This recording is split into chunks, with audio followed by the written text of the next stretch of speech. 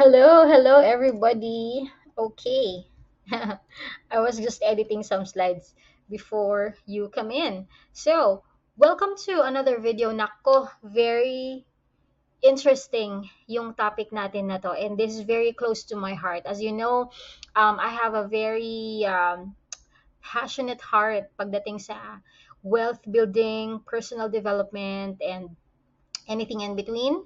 For I'm all for financial freedom for all of us. That's the very reason why I did this masterclass. So this topic is very close to my heart, and I hope that I will be able to inspire you and transfer you some of my mindset in terms of how to become a millionaire, multimillionaire, not only in freelancing but every arena of our lives. So without further ado, let's go ahead and do it. Once you get the hang of things, I'd like you to register your freelancing career as a business. Okay.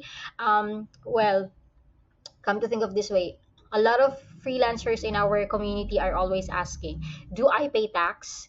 Do I register my business? If you're going to ask me as your mentor, my answer is yes.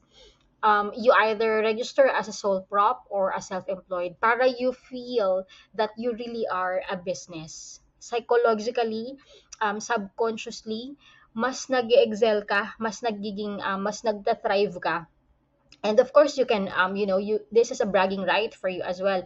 When you have mga relatives that are asking you, oh, kumusta na yung business mo? Kumusta na yung pagiging work from home mo? You know that you are registered as sole proprietor or a self-employed.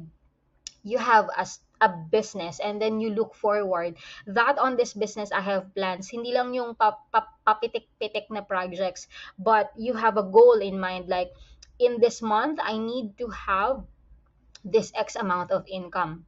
And then you surpass that. You compete with yourself. Nagawa ko to, I'm gonna do another level. I'm gonna do another level. Okay?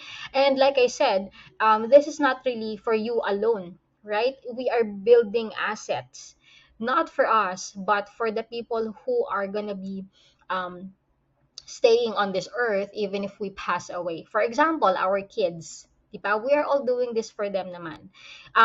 Maikwento ko lang, no? Ako, as a parent, okay naman tayong mamuhay ng simple, 'di ba? We live within our means. Pero we aim for the things that our parents were not able to give to us. For example, ako wala kaming sariling lupa. Wala kaming sariling bahay. So lumaki ako na nagrerenta lang kami. But now I was able to secure properties for my kids. Magpapatayo ng bahay, nakapundar kami ng mga sasakyan, ganyan. So those things are for them. And I wanted to get more into real estate so that I will be leaving them with a business. So these are all not for me. I'm building this. Syempre kasama ka na rin doon kasi masaya yung meron kang sarili mo, 'di ba? As you grow, as we retire, kapag ka 70 years old na tayo, nasan na tayo? Yung mga ganon. What did you do nung kalakasan mo pa? Okay? So get a business for yourself kasi mas magkakaroon ka ng target na ganito, and then you consult CPA, mga accountant, and how you can do it. Okay? I have my own personal CPA that I've paid for like yearly. So annually ko siya binabayaran para wala akong problema na monthly retainer fee niya. So annual siyang binabayaran, and then I send all my finances to him, and then he reviews everything for me. So you do that as well as you grow your freelancing career. Sa mga nandito naman na mga established na yung mga freelancing career nila, I encourage you to do the same. Not only for like, ayoko magbayad ng tax kasi baka, government thing side or people are hesitant. It's not your call anymore. I mean, the corruption, di ba? Well, you let them. I mean, that's for a different story. I mean, you let them corrupt or whatever kasi hindi mo na siya buhay, 'di ba? Parang of course we all want a corrupt free government. I might go off topic here, but kahit saan naman even in the powerful countries, 'di ba? There are people because corruption is really a heart issue. It's a heart issue. Now, you just pray that kung ano man yung ibibigay mo sa government natin, for as long as you are a law-abiding citizen, you follow the rules, okay? Yan. So, minsan excuse na lang yung ayaw ko magbayad ng tax kasi yung government ganito. Minsan, ayaw mo lang talaga, you know? But you get these for yourself. You can secure car loan, you can secure housing loan kapag may ITR ka, 'di ba? Mas madali siyang o kaya mas madali rin siya magamit sa visa mo, ganyan. So, it's for your own good. Okay? Don't think about the other people involvement, ganyan. All right, so let's go to the topic. Some of the things or tips that I can share with you on increasing your wealth, the way millionaires get rich. Our goal is to be rich and not to look rich. Okay? Ayan. So, number two, you have to have multiple bank accounts. How many of you listening to me right now have only one bank account? You need to get at least two or three. Once you already have your DTI, and then you already have your mayor's permit, ako kasi meron akong mayor's permit kasi meron din akong physical business. So, once you have secured all that, you get multiple bank accounts under the business name, ganyan. And then you could also have multiple personal savings account naman on different banks, Union Bank, BPI, BDO, ganyan. So the goal is to have not just one bank account. The number one reason is you have to parang deploy your money. So number one, yung bank account mo na nakakonect sa mga freelancing marketplaces such as Upwork or Fiverr, that's where your pay gets released. And then number two, sweldohan mo yung sarili mo. Let's say for example, you earn 200,000 in this month. Hindi mo naman naubusin yung 200,000, right? I'm guilty of that. Joke lang. All right, so you do that and then you pay yourself. This is a hard lesson for me as well. I did that before, like super splurge. Because in my idea, kaya ko namang gumawa ng wealth. In my mind, kaya ko namang kumita ulit. And that is a trap that I set myself up. And then, unti-unting nababawasan yung wealth ko because wala akong plano. Okay, that's why I'm coming from you. I'm coming from experience when I tell you this one. You pay yourself lang. For example, how much is your monthly non-negotiable? So, isusulat mo sa papel, magkano yung talagang average mo sa renta, kung nagre-rent ka, magkano yung car loan mo, kung may loan ka, housing loan mo, o kaya yung rent sa bahay, o kaya magkano yung PLDT or Converge or whatever, magkano yung food allocation, yung mga non-negotiables, okay? And then, magsa-set aside ka rin later on the next slide, I'm gonna show you something. You will also set aside and allocate some of your budgets in your education. Your courses. You have to get more courses. You have to get more learnings, okay?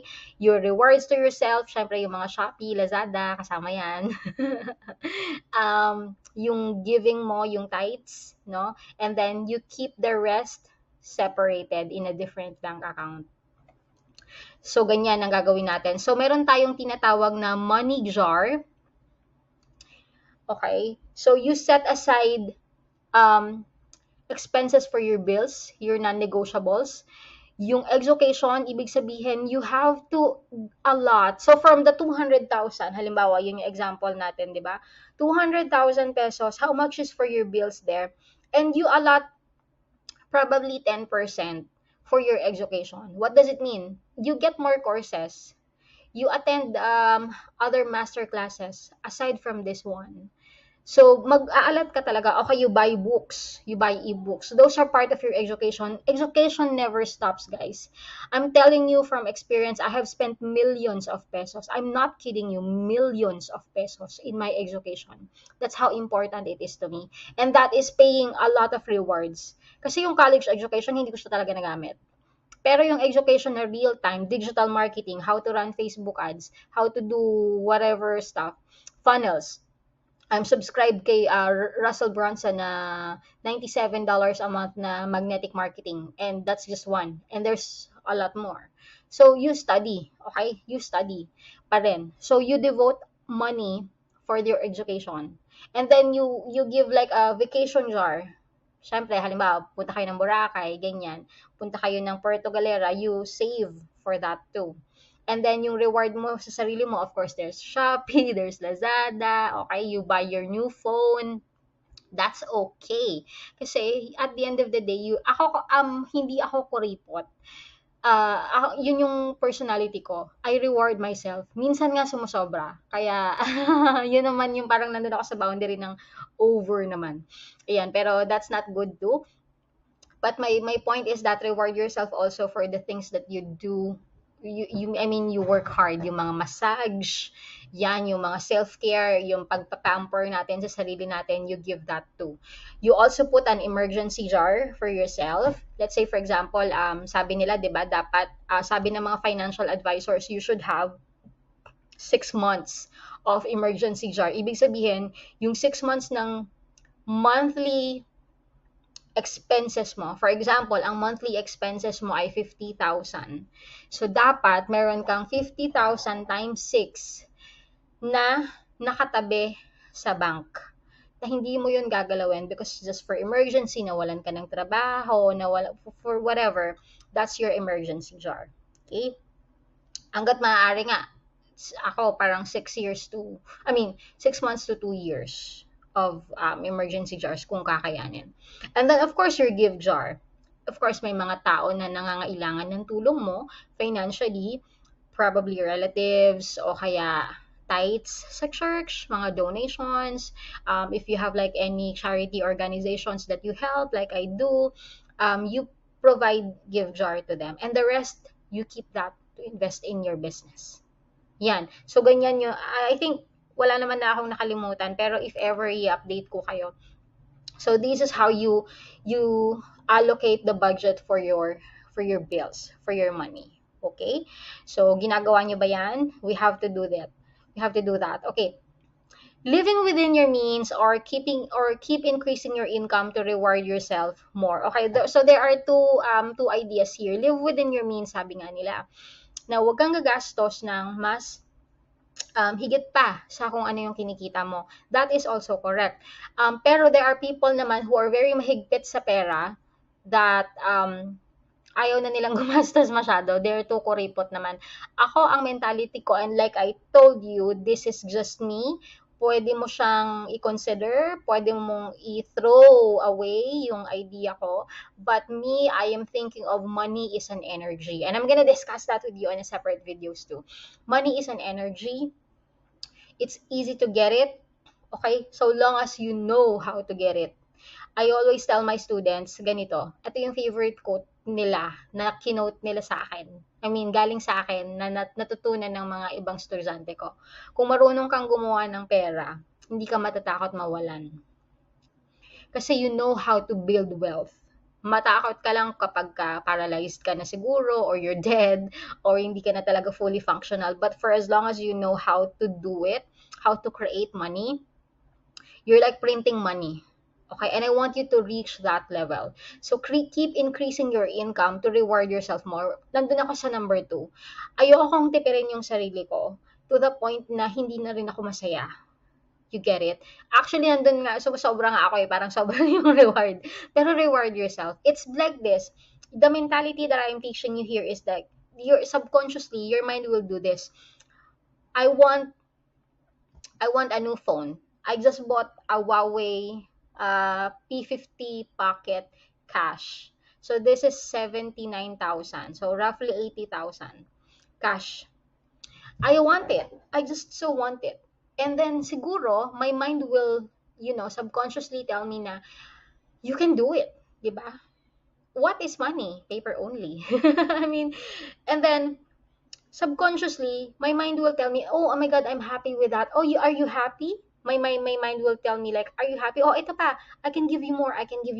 There are many more opportunities ngayon na bumubukas sa akin kasi nakukuha ko yung gusto ko. So, meron tayong short-term goal, meron tayong long-term goal. What are the long-term goals? Ito yung mga business natin, mga investments natin, mga farm, kung gusto mo ng farm, kung gusto mo ng kotse, ng bahay at lupa, di ba? These are the bigger goals na hindi mo makukuha in 1 month. Pero this one, you can get this in 1 month lang. Diba? Or 2 months, cash. Huwag ka nang mag-debit credit card. You can get it. Para wala ng utang, para wala ng isipin. Do you get it? So, keep increasing your income. Halimbawa, People will not will not subscribe to Netflix kasi 549 pesos ang Netflix. Baka daw kasi makabawas yun dun sa, you know, you keep, it's very tight for some people. Pero ako, para sa akin ha, Netflix kasi is my form of relaxation. After all the things that I'm doing in my mind, after all the thinking and conceptualization ng brand ko, ng coaching ko, ng mga iba't ibang mga ginagawa ko, at the end of the day, I like to relax. And that is my form of relaxation. Kagaya ngayon na pandemic, you can't go outside much, di ba? Although it's alert one na as of this recording. Pero, still, um, mas gusto kong nasa bahay ako. I'm an introvert, so I like watching series. Why would I deprive myself of a 549 peso bill na pwede namang magamit din ng ibang tao kasi multiple users yun, di ba? Just for the sake of live within your means.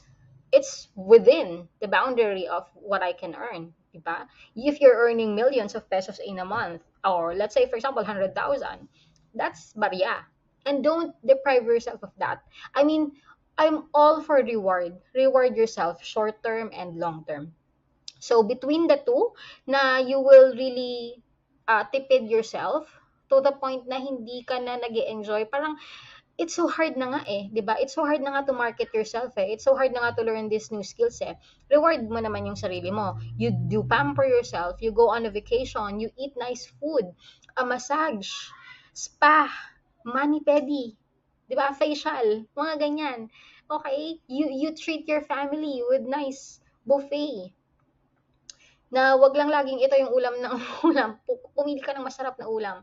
Yung mga ganon. I like to reward myself and myself would say thank you kasi napoprovide mo yung mga ganito. I'm gonna work harder to get another level. At least that's my mentality and it works for me.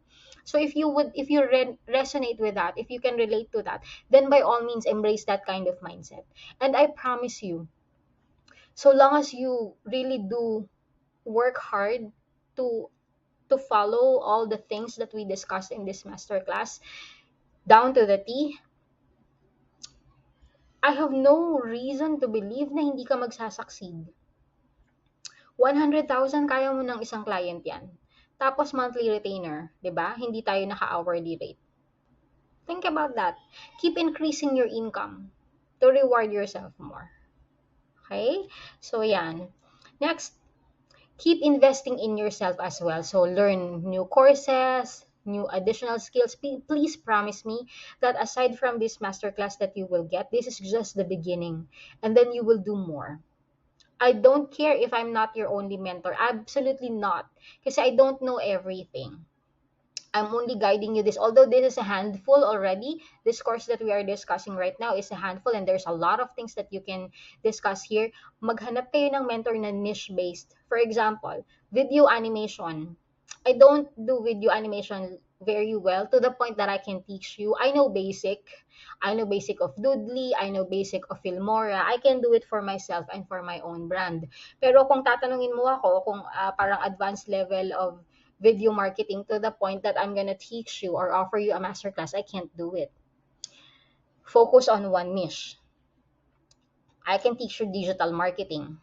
I can teach you that. Facebook ads. I'm good at that. Pero pagdating sa SEO, hindi ako yon. Gets nyo? So focus on, kunwari yun yung napili nyo, SEO, focus on that. Invest on that. Find a mentor for that. Okay? Never stop learning. Invest also in upgrading your computer, your laptop, and your working environment. This is another secret of becoming wealthy. Why? Invest in yourself. This is part of it. Siyempre, para magkaroon ka ng mas marami pang client, dapat malakas yung computer mo, 'di ba? Hindi yung bigla na lang mamamatay na ganyan. And you will feel good after, oh my God, nakapag-upgrade ako ng laptop, 'di ba? From this, dating nasa computer shop lang o kaya parang karag-karag, mabilis, parang uusok na yung laptop mo, yung computer mo. And then you upgrade it into something that's brand new, that's up to date, that's a badass laptop or badass desktop. What will you feel? You feel good na, oh my God, I have achieved this. And how much more you can do, 'di ba? Your mind will give you an idea na ano pa yung pwede mong magawa. Limitless pala, 'di ba? So upgrade in that. Upgrade in your working environment. What do we mean by the working environment? Anything that surrounds you. Your work environment has a direct impact to your success. Do you agree on that? You need to focus. So, kung kailangan mo ng focus, kailangan mo ng environment na walang maingay, na you can do things. Invest in a good laptop, invest in a good headset, microphone, invest sa magandang printer kung kailangan, invest ka sa mga decoration o kaya mga blackout curtains kung madaling araw ka natutulog, and then total silence and darkness dapat sa umaga, 'di ba? Kasi you need to sleep too. Okay? My students, you have to sleep 8 hours a day. Yan. So, invest in them. It has a direct impact. Napapansin mo ba na mas productive ka kapag you're in tune with yourself, you're in tune with the environment, walang maingay, walang makalat, walang magulo. Fix your environment. Nakaka-apekto siya on the way you think. There are so many case studies like that. Okay, so make sure na okay yung upuan mo, okay yung chair mo, okay yung lighting mo, pati ilaw ha, kailangan yung tignan. Pati ilaw, minsan 'di ba may mga nagpapabango, yung mga aroma, yung mga essential oils, kasama kasi yan eh. Kapag ako, I'm such a sucker of yung mga pausok. Ang dami kong binili niyan. Naku, kung makikita niyo lang 'tong kwarto ko. Kasi I want the aroma, I want na mabango yung environment ko. Mag-Lysol ka, ganyan. Lagay ka ng mga, anong tawag doon, mga diffuser, okay? Kasi if you wanna feel good about your environment, mas gagaan ka, mas makakapagtrabaho ka, and you can think clearly. Pag magulo kasi, maraming basura sa tabi mo, anong sa palagay mong mangyayari doon sa the way you think? 'Di ba? It has a direct impact. Trust me on that. It has a direct impact. So kaya maraming tao na nag-iinvest sa magandang computer setup, magandang workstation kasi nakakapag-isip sila ng mas maayos doon. Kuha? So habang tumatagal, syempre dumadami din yung iyong mga earnings, you have to invest in that. Comfortable chair. Hindi na lang siya yung monoblock. Dapat kumuha ka na nung medyo malambot, yung makakatagal ka ng mas mahabang oras, 8 hours a day, 10 hours a day, na nag-work ka, nagre-research ka, nag-aaral ka ng new skill mo, okay? Upgrade your station. Powerful internet connection. Ayan, kung kaya mong itodo, ako, nandun ako sa plan ng PLDT na yung max yung kinuha ko. So, we're spending like 3,000 a month. Kasi ang dami namin gumagamit ng internet dito sa bahay eh. So, hindi ka dapat mababawasan ng speed. Kahit marami kami gumagamit like 100 Mbps or 200 Mbps, tapos meron pa kami mga router na parang pang-duplicate nung speed. Sige lang. Kasi pagka mabagal yung speed mo, medyo mawawala ka rin sa 'di ba, sa wisyo. So, you upgrade your internet connection, itodo mo kung kaya ng budget. Yeah, so everything, invest in yourself. That's part of you. Okay, that's a part of you. Don't deny it to yourself. You reward yourself. You deserve that. That has a direct impact on your success. Another thing that I would like to advise you in building your wealth is this: drop 5, keep 1. The power of focus, guys. You need to focus on your niche. You master this, you master becoming a freelancer before running into another business. This is like the shiny object syndrome, and I failed so many times on this. I failed a lot of times. So that's why I'm coming to you from experience, that these are my learnings. Huwag mong ulitin. Don't make the same mistakes that I did. Ang dami kong kinukuhang courses, ang dami kong inaaral, to the point na nawawalan na ako ng nawawala ako sa focus. Hanggang sa na-confuse na ako. I was studying Amazon, I was studying copywriting, I was studying SEO. Yeah, dumating ako sa ganung point. I was studying funnels. And at the same time, I'm running my physical brand business. I'm studying e-commerce. I am executing this. So those are so many things in my hand. Tapos, syempre, pag na-burnout ka, shut down lahat. So, I'm just gonna watch Netflix the whole day. I'm just gonna binge watch. Tapos, I'm just gonna spend time with my kids. I'm gonna sleep long hours. So, at the end of the day, hindi siya effective. So, drop everything. Just choose one. Ano yung niche na meron ka? Now you are focusing on becoming a freelancer, right? So, wag ka munang mag-isip ng magra-run ka ng store. Lazada store. I know I teach that too. Pero if you are here in this masterclass, I want you to focus here. I'm gonna offer you other things as well. Masterin mo muna yung isang skill. If you want TikTok ads, Pinterest ads, Facebook ads, Google ads, ang dami niyan. Pili ka muna ng isa. Ako, nagpakadalubhasa ako sa Facebook ads. Hindi ako masyadong magaling sa YouTube ads. Although marunong ako mag-ads doon, marunong din ako mag-Google ads. Eventually, nag-transition ako into learning Google ads, but I am not the expert yet. So, that's what I'm trying to tell you. So, focus ka muna sa isa before you run another business. Okay? I've been a freelancer for so many years, 11 years. Nag-stop ako ng freelancing 2016. So I'm still working from home. However, I transitioned to becoming an entrepreneur. I transitioned to becoming a coach. I transitioned to selling physical products and selling e-commerce physical products in Lazada, Shopee, and my own online physical stores, local and the US. So, yun. Pero, unti-unti. Unti-unti lang. That's what I'm trying to teach you. Okay, so before you jump into another boat, this is not about the diversification, like diversify or don't put all your eggs in one basket. That's a totally different context. Okay, masterin mo muna. Tignan mo muna yung one egg na to. Anong manggagawa sa'yo ng one egg na to before you jump into another basket. Okay, that's a different one, yung investing. Totally different idea yung nag-invest ka stock market, ganyan, or building another wealth. It's a different thing. But what I'm trying to say is that yung mga learnings dito, niche, halimbawa digital marketing, video animation, anything that has to do with the niche, focus on one before you jump into another. Walang masamang mag-jump ng other skills. Basta, wag mo muna pagsasabay-sabayin kasi baka mahilo ka. Alright? But all in all, I want you to invest in yourself. Invest in yourself, it pays the best interest. Okay? The things that you are learning right now, congratulations, pat yourself on the back for doing this and watching it until this video. These knowledge, you really have to invest. I'm so big at learning new things, learning new skills. Just don't watch YouTube. Okay lang, may mga free content naman sa YouTube, pero mas maganda talaga yung may mga masterclass kasi mas detalyado yun eh. Mas nakalinya yon into your success because you paid for it. So, dapat lang na maging mas maayos yon, di ba? So, you pay for those masterclasses and you interact with people who are more successful than you are. Kasi you need to copy them. How do they work? How are things with them? So, if you think earning 1 million a day is impossible, you have to be with the people who are actually doing it. Para makita mo, iba yung reality nila, iba yung nakikita nila, iba yung truth sa kanila. And you copy, you model them.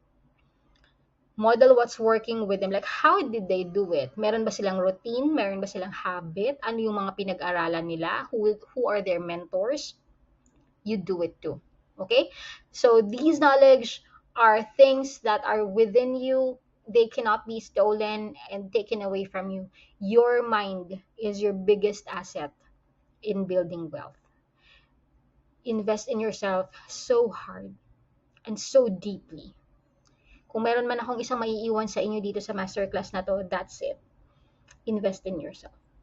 And I want to say thank you for being here. I want to say thank you for choosing me as your coach, as your mentor in this topic in freelancing. And I hope I will see you also in the other master classes that I have once you have, the condition is, once you have already invested and you think you are already good enough and master level and expert level on the niche that you have chosen.